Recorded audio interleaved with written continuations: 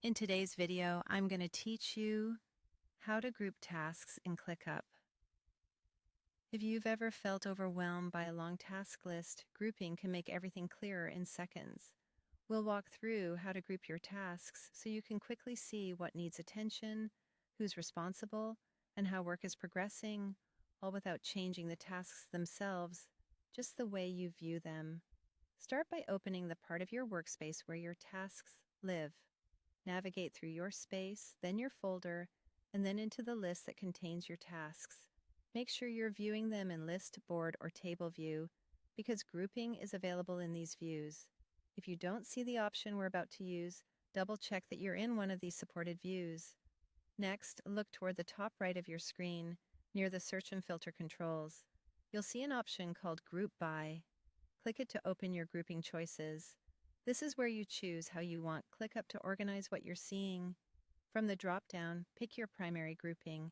Status is a great default if you want to see tasks divided into categories like To Do, In Progress, and Completed.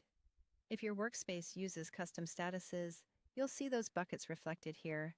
Assignee is helpful when you want to see tasks grouped by the person responsible, which can be perfect for team check-ins. Priority groups tasks by urgency, such as high, normal, or low, so you can focus on what matters first. You can also group by list to see tasks based on where they live in your hierarchy, or choose a custom field if you've set up your own fields, like department, sprint, or client. If you want a more granular view, you can add a second layer.